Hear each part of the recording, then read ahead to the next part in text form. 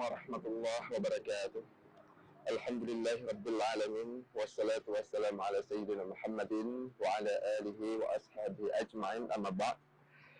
Pada kesempatan yang berbahagia ini, mari kita sejenak merenungkan salah satu hadis Rasulullah terkait dengan pelaksanaan puasa, di mana Rasul bersabda, "Man lam yada' qaula dzaur wal 'amala bih, falaysa lillahi hajah fi ayyada' ta'amahu wa syarabahu."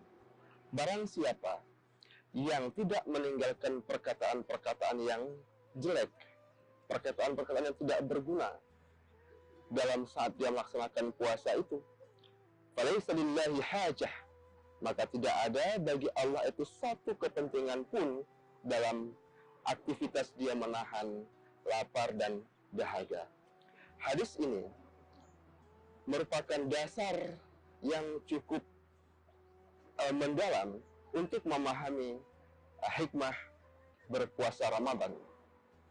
Ada satu hal yang mungkin perlu kita gambarkan secara garis besar, bahwa selama ini banyak kita dengarkan uraian-uraian para ahli, baik itu dalam konteks medis ataupun dalam konteks psikologi, di mana puasa itu disampaikan hikmah-hikmahnya untuk kesehatan dan hikmah-hikmahnya yang sifatnya itu psikologis, psikis, kejiwaan bagi manusia.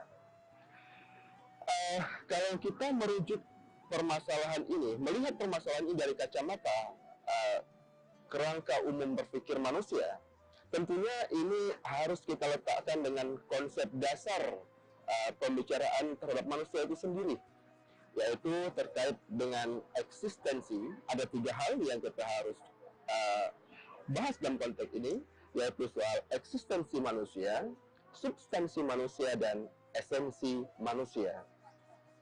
Memperhatikan hikmah-hikmah yang sudah dijelaskan oleh para ahli terkait dengan konteks kesehatan, di sini kita menemukan bahwa puasa memberi efek sehat bagi fisik manusia.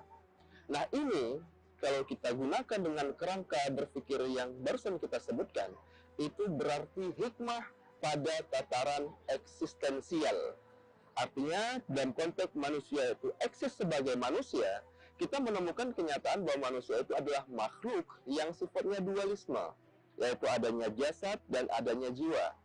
Jadi di sini manusia itu eksis sebagai manusia kalau dia itu jasadnya eksis dan adanya dan eksis bersama nyawanya. Salah satunya terpisah, maka otomatis dia bukan lagi manusia, tapi disebut sebagai mayat. Atau ya, jiwa pun kalau terpisah dari jasad tidak lagi merupakan manusia. Nah, berbicara dalam konteks puasa dan hikmahnya kepada kesehatan, itu berarti berbicara tentang hikmah puasa pada tataran eksistensial.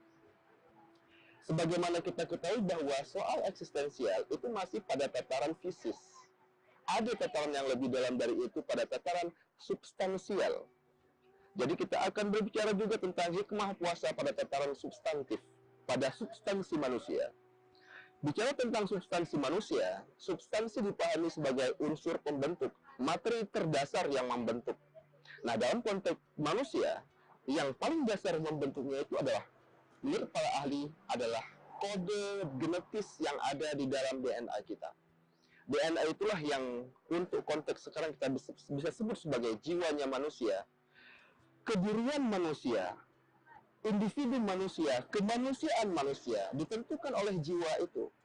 Sebagaimana Allah berfirman dalam surah Asy-Syams, ketika Allah menjelaskan itu, Allah bersumpah, wa nafsi wa ma sawwaha, demi jiwa dan demi penyempurnaan penciptaan jiwa itu sendiri. Di situ Allah sudah bersumpah dengan jiwa, kemudian Allah menyatakan di situ bahwa wa nafsi wa ma sawwaha fa alhamaha fujuraha wa taqwaha, demi jiwa dan penyempurnaan penciptaannya, kami kemudian mengilhamkan ke dalam jiwa itu, mengilhamkan fujur, mengilhamkan takwa, sehingga itu merupakan hal yang alamiah dalam diri manusia. Itulah yang merupakan kedirian manusia. Jiwa itulah yang menunjukkan diri manusia. Jadi aspek substantif daripada manusia adalah jiwa. Nah, ketika memang Allah menyatakan mengilhamkan fujur dan takwa ke dalam jiwa manusia, kemudian Allah menyatakan qad aflaha man zakkaha, sungguh berbahagialah orang yang mentazkiyah jiwa itu. Nah, di sini kita menemukan bahwa jiwa merupakan sebagai substansi itu dengan berpuasa terdidik. Kita terbiasa melakukan sesuatu yang baik, tapi saudara, berbicara tentang substansi manusia itu belum merupakan hakikat manusia. Mendidik manusia untuk berperilaku baik, berjiwa yang baik, itu belum tentu mempertahankan eksistensinya sebagai hakikat manusia. Karena yang paling esensial daripada manusia itu adalah akal. Esensi manusia adalah berpikir. Berpikir itu berbeda dari dua hal yang tadi. Jika eksistensi masih merupakan fisis material, jika jiwa masih bersifat material karena memang dia itu merupakan kode genetik yang dalam materi yang membentuk diri kita, pikir itu adalah proses. Proses berpikir di sini yang sebenarnya adalah yang sebenarnya manusia, yang merupakan esensi manusia dalam berpikir adalah kemampuan berpikir yang mampu menaklukkan hawa nafsu untuk mengikuti rasio. Kemampuan inilah yang paling esensial pada diri manusia. Dan lewat puasa, dengan pernyataan Rasulullah tadi bahwa barang siapa yang melakukan puasa tapi dia tidak mampu meninggalkan perkataan-perkataan yang zaur dan berbuat dengan itu tidak ada pentingnya. Ini menunjukkan Allah tidak menganggap penting bahwa inti esensi berpuasa adalah untuk memanusiakan manusia secara esensial, yaitu membuat manusia itu mempergunakan akalnya untuk menuntun hawa nafsu. Inilah hikmah terdalam dari berpuasa. Semoga dengan puasa pada kali ini kita mampu menjadi manusia yang secara esensial. Artinya mampu melatih akal kita untuk menuntun hawa nafsu sebagai manusia yang sebenarnya manusia. Demikian yang dapat kami sampaikan. Billahi taufiq wal hidayah. Wassalamualaikum.